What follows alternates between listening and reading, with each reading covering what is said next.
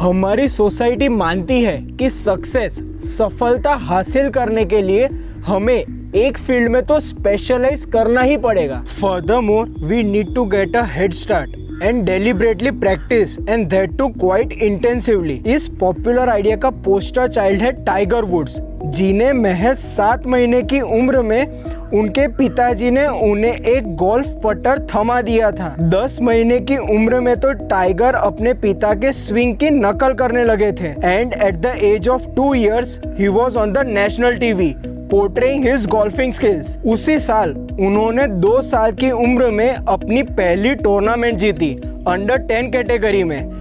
Fast forward to age of 21, he is the greatest golfer in the world। 2006 में 31-year-old Tiger Woods ने Roger Federer को US Open जीतते देखा and that too at the 3rd time in a row. दोनों अपने अपने professional sports में peak पर थे। दे वर इनविंसिबल और ये फीलिंग उन्हें आपस में जोड़ती थी। रॉजर की मॉम एक टेनिस कोच थी, पर उन्हें कभी भी ऐसा लगा ही नहीं कि रॉजर को टेनिस सिखाना चाहिए, क्योंकि रॉजर ठीक से बॉल रिटर्न ही नहीं कर पाते थे। अपने बचपन में रॉजर ने कई अलग अलग प्रकार के स्पोर्ट्स खेले, squash, skiing, wrestling, skateboarding, badminton, basketball, swimming, table tennis और काफी और स्पोर्ट्स। आज रॉजर फेडरर अपने एथलेटिज्म और हैंड आई कोऑर्डिनेशन का क्रेडिट अपने चाइल्डहुड के रेंज ऑफ स्पोर्ट्स एक्सपीरियंस को देते हैं। सो दोस्तों, आज के इस वीडियो में हम कुछ इंसाइट्स, टिप्स के बारे में जानेंगे समझेंगे, जिन्हें फॉलो कर आप एक जनरलिस्ट बन पाओगे and triumph in the specialist world. Hope you watch the entire video. I promise to you all, this is going to be a life-changing video। The world has kind problem and wicked problem। Kind problems का मतलब है जहाँ environment में certainty है, specific challenges हैं, rules rigid हैं and they are unchanging. ये problem specialist के लिए काफी अच्छे होते हैं, they suit them. For example chess, golf, playing classical music, fire fighting etcetera. दूसरी ओर विकेट प्रॉब्लम्स मतलब जहां एनवायरनमेंट में अनसर्टेनिटी है, चैलेंजेस इल डिफाइंड हैं, रूल्स काफी कम हैं, जो फ्लेक्सिबल हैं और रैपिडली चेंज भी होते हैं, और साथ साथ इनमें फीडबैक भी काफी डिलेड और इनएक्यूरेट हो सकता है। For example tennis, stock market, business world, इन तरह की फील्ड्स में इट इज द पॉलीमैथ्स जिनके पास ब्रेड्थ ऑफ एक्सपीरियंस होता है, इनवैल्यूएबल मल्टीडिसिप्लिनरी अप्रोच और कॉन्सेप्चुअल रीजनिंग स्किल्स से ये विकेट प्रॉब्लम्स को इफेक्टिवली सॉल्व कर पाते हैं। And friends, honestly we all live in a wicked world with ill defined challenges and few rigid rules and thus range can be a life hack. Experimentation AKA sampling. कई तरह के sports scientist ने कई elite athletes को study किया और पाया कि वो अपना सबसे ज्यादा टाइम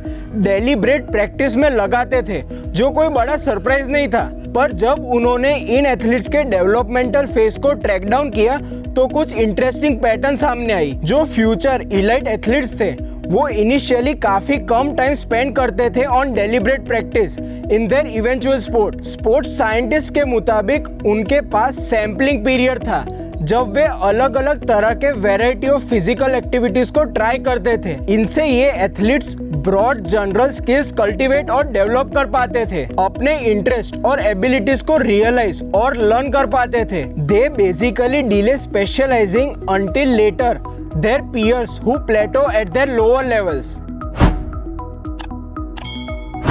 ये खाली स्पोर्ट्स नहीं, बाकी कई अलग अलग डोमेन्स में भी वैलिड है। फॉर एग्जाम्पल म्यूजिक, जिसे हम ऑब्लिगेटरी अर्ली स्पेशलाइजेशन मानते हैं। एक वर्ल्ड क्लास म्यूजिक एकेडमी में रिसर्च कंडक्ट की गई थी जिसमें सिमिलर फाइंडिंग निकल के आई। एवरेज म्यूजिशियंस के कंपैरिजन में एक्सेप्शनल म्यूजिशियंस अपना ज्यादा समय डेलिब्रेट प्रैक्टिस में नहीं स्पेंड करते थे अंटिल द 3rd इंस्ट्रूमेंट। इनमें भी सैम्पलिंग पीरियड पाया गया।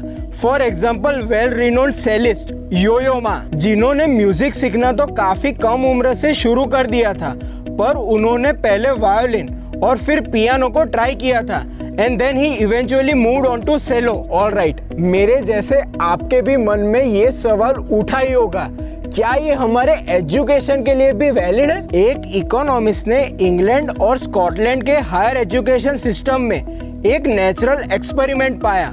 दोनों कंट्रीज की सिस्टम काफी सिमिलर थी, पर इंग्लैंड में स्टूडेंट्स को अपने मिड टीन ईयर्स में स्पेशलाइजेशन चूज करना था।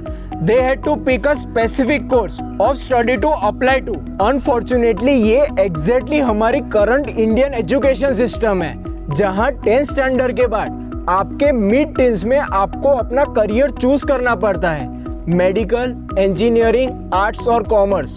इसके दूसरी ओर in Scotland students have the freedom to try new things even in their universities. अब ये ऑब्वियस सवाल था कि ये ट्रेड ऑफ में कौन जीता, अर्ली स्पेशलाइजर्स या लेट स्पेशलाइजर्स। एक्सपेरिमेंट में ये रिवील हुआ, early specializing English students had jump out to an income lead क्योंकि उनके पास डोमेन स्पेसिफिक स्किल्स थे। But late specializing Scottish students जो अलग अलग चीजों को ट्राई आउट कर अपना करियर पिक करते थे, they had a better fit the match quality, और इसी कारण उनकी ग्रोथ रेट काफी फास्ट थी। 6 साल के बाद इन दोनों का इनकम गैप पूरा मिट चुका था। अब इंटरेस्टिंगली जो अर्ली स्पेशलाइजिंग इंग्लिश स्टूडेंट्स थे, उन्होंने अपने करियर्स को छोड़ना शुरू कर लिया था, और वो भी काफी ज्यादा मात्रा में, स्पेशली क्योंकि उन्होंने काफी पहले करियर चूज किया था, and often that was a poor choice. Apparently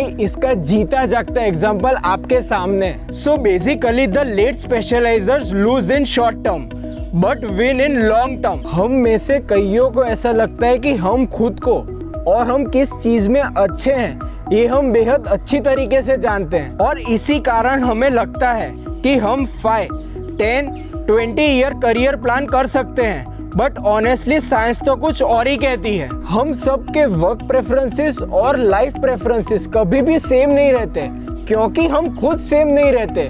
we grow and we change. David Epstein कहते हैं the most momentous personality changes occur between the age of 18 to late 20s, which means specializing early is the task of predicting match quality. For a person who does not yet exist, it might work, but it makes for worse odds. You know, Nike के founder Phil Knight का एक बेहतरीन quotation है, I feel sorry for the people who know exactly what they are going to do from the time they are sophomores in high school. We need both generalists as well as specialists, eminent physicists and mathematician. Freeman Dyson ने बेहद अच्छे से ये बताया है। We need both focused frogs and visionary birds. पक्षी birds आसमान में खुले उड़ते हैं।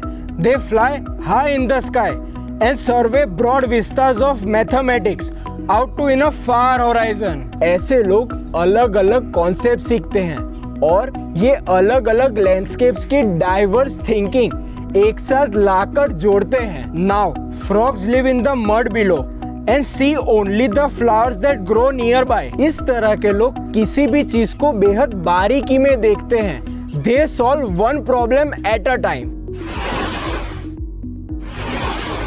फ्रीमैन डायसन खुद को एक मैथमेटिशियन के तौर पर फ्रॉग की तरह मानते थे, पर वो कहते थे कि it is stupid to claim that birds are better than frogs because they see farther, or that frogs are better than birds because they see deeper. हमारी ये दुनिया broad as well as deep है, इसीलिए हमें birds as well as frogs चाहिए। हमारी problem ये है कि आज की दुनिया में फ्रॉग्स ओवरफ्लो हो रहे हैं।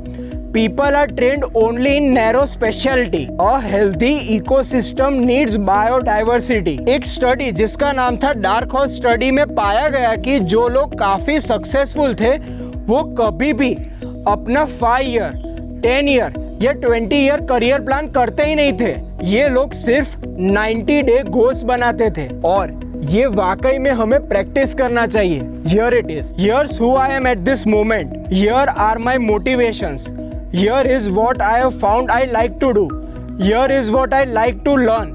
And here are the opportunities. Which opportunity is the best match for me right now? दोस्तों यही है जिसकी हमने पहले बात की थी, to find the perfect match quality. So, अब सवाल है कि हम खुद अपने लिए परफेक्ट करियर फिट कैसे खोजें? सबसे पहले हमें वाइड रेंज ऑफ एक्सपीरियंसेस हासिल करने चाहिए, और इसके बाद हमें सैम्पलिंग करना है with different types of works and jobs. इसके साथ साथ हमें अलग अलग आइडियाज के साथ एक्सपेरिमेंट करना चाहिए। Finding the right fit requires action, doing and not reflecting. अपना परफेक्ट करियर फिट पाते ही आपके पास एक टेक्टिकल एडवांटेज होगा दूसरों के मुकाबले, क्योंकि आपके पास ज्यादा एक्सपीरियंसेस होंगे, which leads to more analogies. Analogical thinking हमें अलग अलग प्रकार के प्रॉब्लम्स, जिन प्रॉब्लम्स का कॉन्टेक्स्ट अनफेमिलियर होता है, उनका रीजन ढूंढना सिखाता है। Quite honestly and seriously, I would highly encourage you all to please watch my videos on Think Again by Adam Grant as well as Grit by Angela Duckworth. I have covered this concept in depth in those videos. Links are in the description. Alright, अगर हम इस बेहतरीन video को short में sum up करें तो ये 10 point निकल के आते हैं जो मैं आपसे शेयर करने वाला हूँ। 10 insights to inspire your inner journalist. Number 1, दुनिया में 2 तरह के प्रॉब्लम्स होते हैं, kind and wicked. Number 2, range के साथ साथ स्पेशलाइजेशन भी काम का है, क्योंकि ये अपॉर्चुनिटीज भी क्रिएट करता है। नंबर 3, इस हाइपर स्पेशलाइजेशन दुनिया में हमें एक जर्नलिस्ट बनना है विथ अ रेंज। नंबर 4, इस दुनिया में बैलेंस मेंटेन रखने के लिए हमें generalist as well as specialist चाहिए, frogs as well as birds. Number 5, हमें क्रिएटिव अचीवर्स एंड इनोवेटर्स के गुण अपनाने चाहिए। नंबर 6, कैसे सोचना है ये सीखना चाहिए पहले हमें। एनालॉजिकल थिंकिंग जरूरी है। नंबर 7, गहराई से समझने के लिए धीरे धीरे सीखना पड़ता है। नंबर 8, हमारी सबसे बड़ी ताकत यह है कि हम अलग अलग प्रकार के नॉलेज, ब्रेथ्स ऑफ ट्रेनिंग को इंटीग्रेट करने में काबिल है। नंबर 9, इस इंटरलिविंग एबिलिटी, काबिलियत से हम किसी भी प्रकार के प्रॉब्लम के लिए सही स्ट्रेटेजी चुन सकते हैं। एंड फाइनली नंबर 10, हमें अपनी खुद की यूनिक मैच क्वालिटी को लगातार खोजनी चाहिए। So there I am. I hope आपने इस वीडियो में कुछ नया और बेहतरीन सीखा। So please like this video. इस वीडियो को अपने परिवारजनों और फ्रेंड के साथ शेयर करना। Please comment your views in comment section below and subscribe to this channel. Please keep the bell notification icon on. And here are your wisdom quotations in the Dr. Smith Show manner.